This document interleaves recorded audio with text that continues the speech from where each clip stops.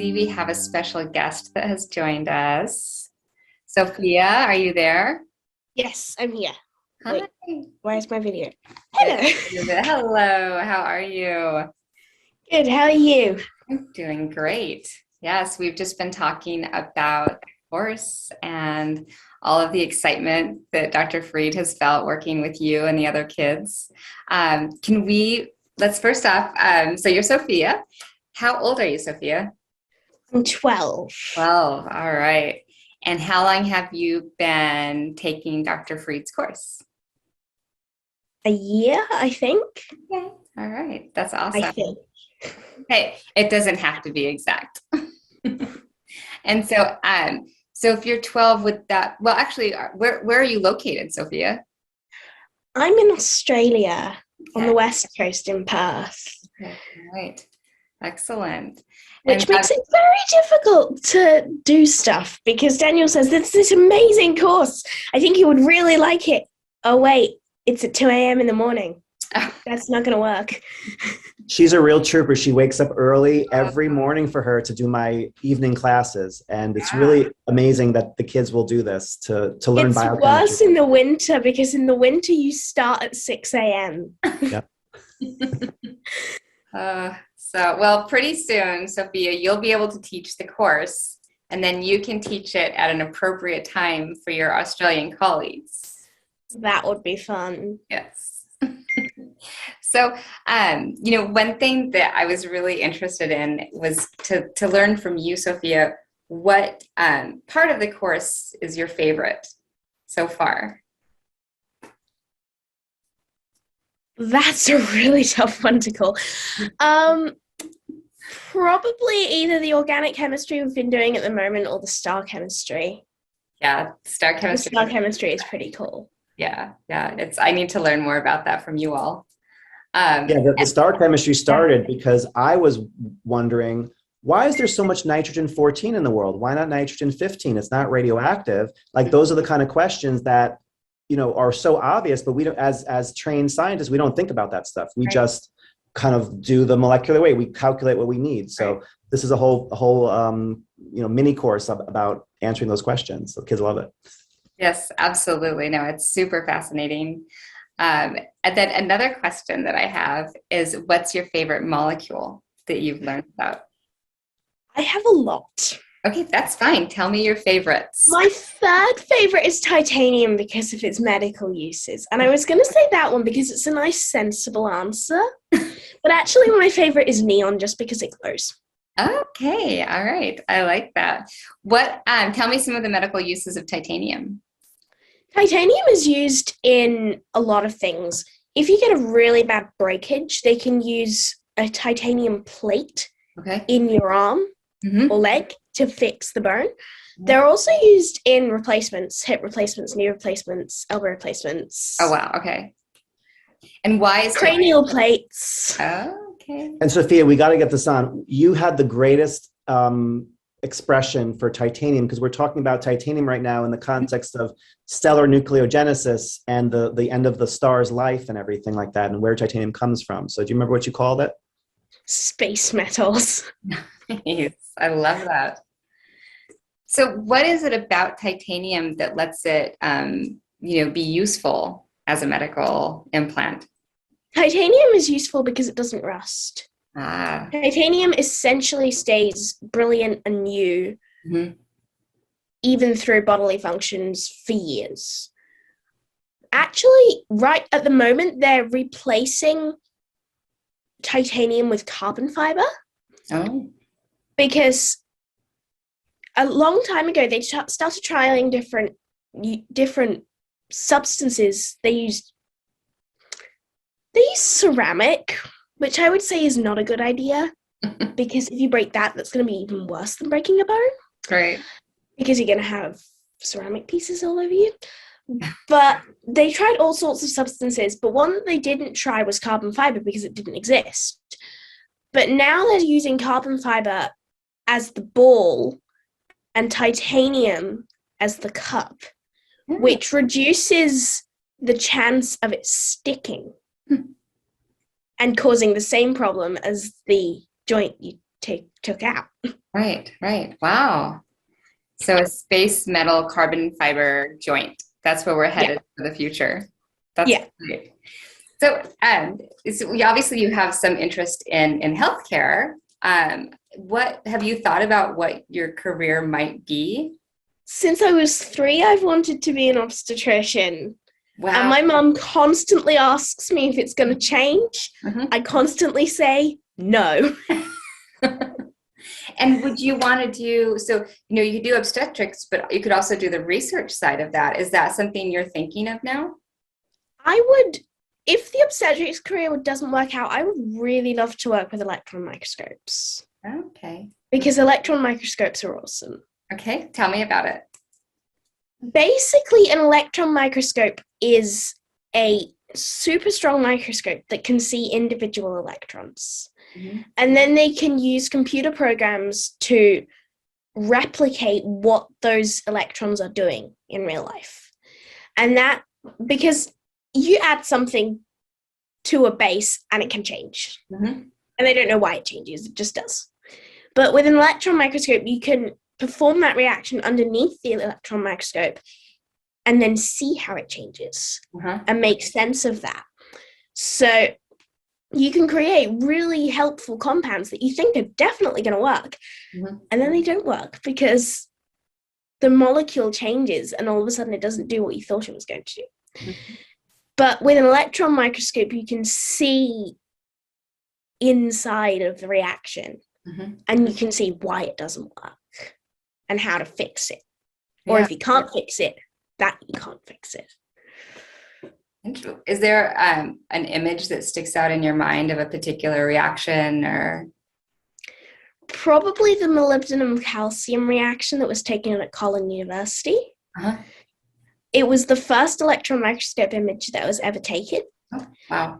And it's essentially, it's an image of a compound 2 atoms thick. Oh. This is how strong this microscope is. Wow. And essentially, it's one layer of molybdenum atoms and another layer of calcium atoms.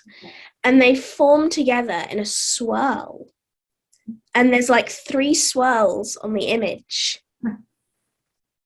And it's really cool. I have to say that Sophia is one of our star organic chemists. She's always the first one to try the arrow and figure out where the nucleophile is and where it's going and things like that. She can always be counted on for that. So I think you really like the arrow. I usually get it wrong, though. Well, you always know where the connection is going to go, and you're still learning. I mean, we just started this, very recently. So, but you're doing a great job. It's that's one of the things, Wendy, that I would say that as far as what's impressive is those new areas that we're kind of charting out, like for the first time, like can kids now do organic chemistry? Because I know they can do structural biology. I know they can do that kind of stuff, but like seeing them, try arrow pushing and like seeing that it makes sense to them, like that's really amazing for me to see that. Love that. Yeah. Dr. Freed's teaching style is awesome, just as a general thing, because it's so much more fun than just sitting and watching something and just watching it and taking away information that you don't really retain properly. But I think the best thing about it probably is that it's an inclusive policy. Like in the class that I'm in, we have, how old is Rex? Is he 8? He's got to be, no, I think he's younger than that. I think he's got to be like 6 or 7 or something. Yeah, maybe when he started. Yeah. So we have like 6 or 7-year-olds. And so many times I've wanted to do something and we've gone to sign up for it and they've said, no, you're too young. You're too young. You can't. Right. Well, no, I can. I want to. Yeah. Let me on. No, you're too young. But the thing is that Daniel doesn't do that. We have 6-year-olds and 7-year-olds that are really smart and doing the stuff because they're allowed to, because they can. The other thing is it's you get to meet so many other people. We have a chat together, and I'm literally talking to a person in Ohio and a person in Texas at the same time, and it's awesome. Yeah. That's amazing, the connections that you can make. What were you going to say? No, also for me, it's same thing. Like, the fact that Sophia's part of this is awesome for me. I mean, that's great. And seeing kids find that common interest in learning high level science, it's great. And yeah, before, so I couldn't imagine turning a kid away from my class. Even if if the parents want to send their 4-year-old, I would be like, okay, maybe, but you could come if you want. But I would never say no. And yeah, that's where the whole program comes from. It comes from like, let's challenge what people think is possible. And if someone wants to do it, like, let's see if they can do it. And let's see if I can help them do it. That's really the onus is on me to, the burden's on me to help them. Absolutely. Speaking of, hey, Sophia, what is something that you haven't learned yet, but that you would like to learn about? Anything. There is no specific topic that I want to learn about. I would love to do biology, but I am aware that that's not Daniel's specific field. We've started asking questions in class, and it's been really funny because we've asked this question and Daniel's gone, "That's an amazing question. I'm not a nuclear biologist." That's great. Yeah. I mean, it's good for him to be able to say that too, right? I don't know. I think that's something that's really important to learn in life. It's okay to say, I don't know. And then you can follow up. I think the kids can also the more you know, the more you realize you don't know. And these kids know a lot. So they know what they don't know. Most kids don't know what they don't know. Most kids think they know everything. But these are a very sophisticated level of kids now. And they can realize, oh, this is something I don't know yet. Let's explore that thing. And let's like honestly realize that that's something I want to do. And that's something that's where the whole program comes from. Like I knew that I didn't know nuclear stellar chemistry. So I wanted to do that. So I made it. It took a long time, but we made it. And now everyone is learning from it. Yes, absolutely. I think that's the other thing is that if you need to become an expert in something, you can, right? That you can do self-teaching, I think, as adults and as children. I think that, if it's something that you're really passionate about, you can. I was just talking to some folks in artificial intelligence and machine learning earlier before this call. And one of them was, went to school for chemistry and then did computation, but they hadn't learned about machine learning. So they had to just do it on their own. And now they're an expert. I mean, and that's part of their research program. So it's very doable for sure. Yeah. And also coming back to like my graduate school experience for a second, my advisor, Alana Shepherds, what I always felt from like being in her lab was that she was like always willing to like explore something new. And I think a lot of professors are like this, but I just felt for her, she just had this like bravery to just like find some new field and just learn about that. And can we bring that in and can that be applied to what we're doing? And I take that with me all the time. Like that's how I approach this whole thing. Like what we can, build on things, like bring things in, like go in directions that are uncharted, and can we, use those and leverage them.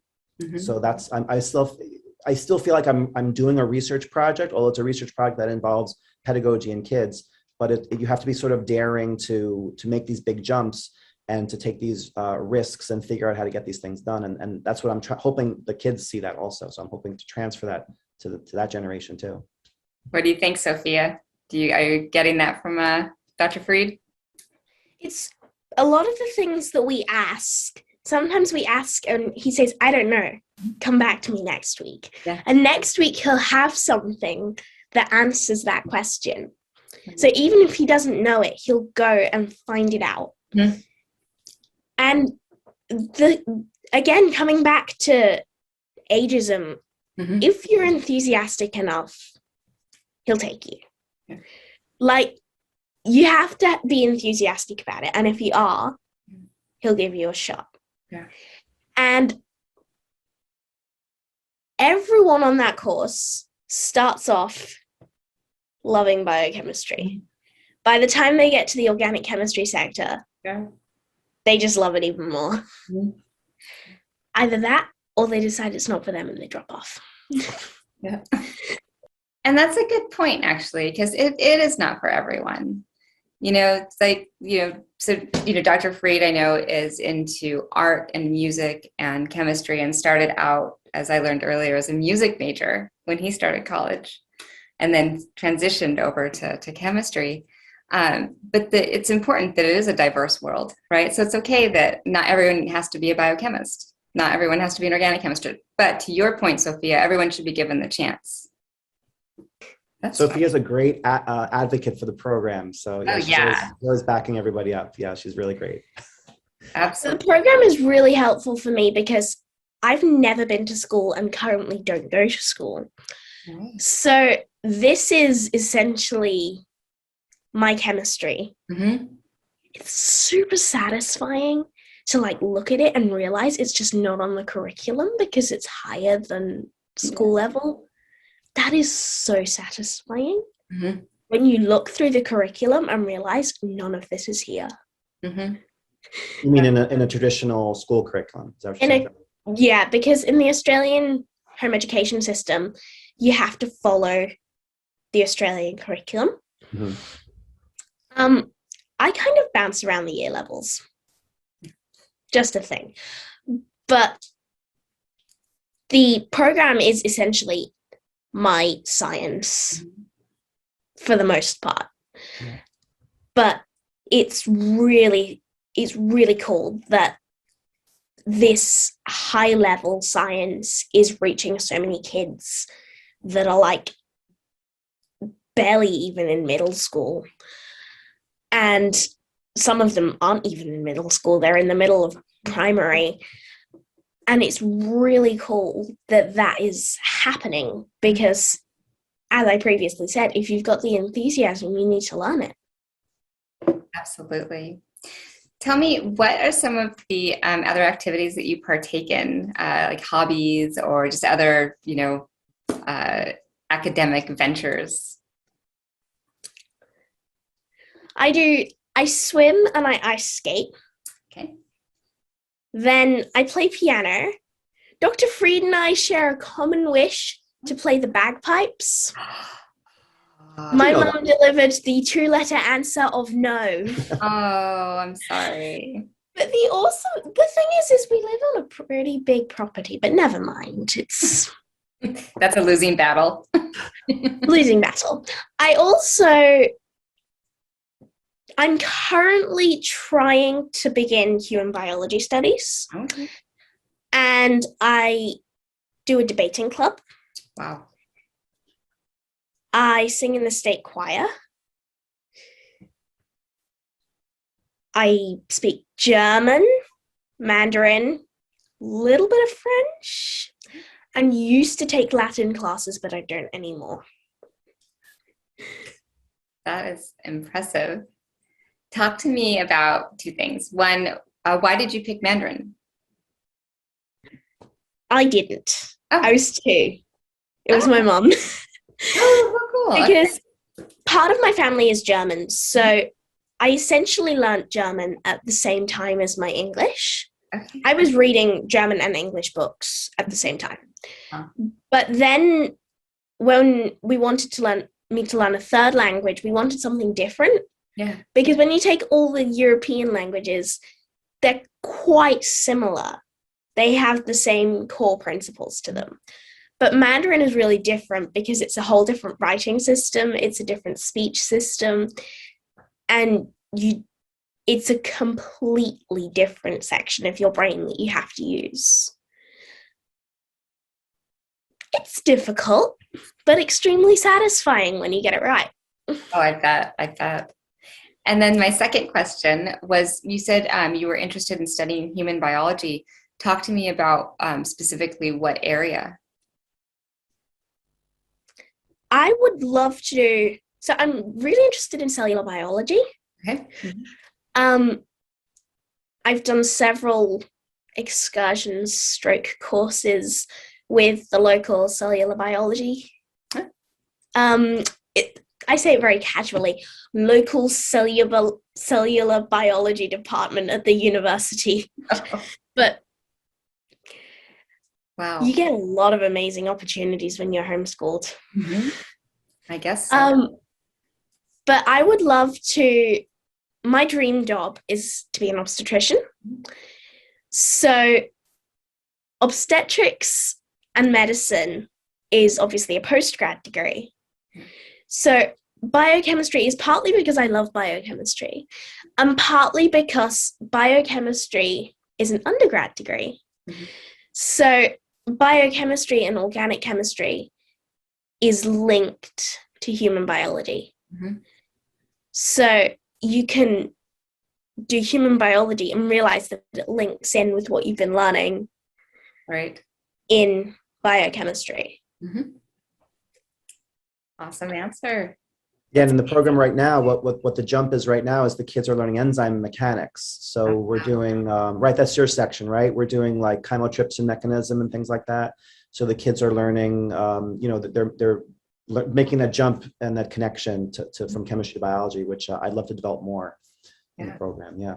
It's also quite an honor to be working with kids like this, right? Like kids like Sophia, because these kids are going to be making a huge difference. And for me to be part of it, for the project started off as this kind of thing that was like not wanted by the people around me. It was like very hard to figure out what to do with it. And now that it's got traction, we have kids like Sophia, that this is a part of their personality now, right? This is part of your lifestyle, right?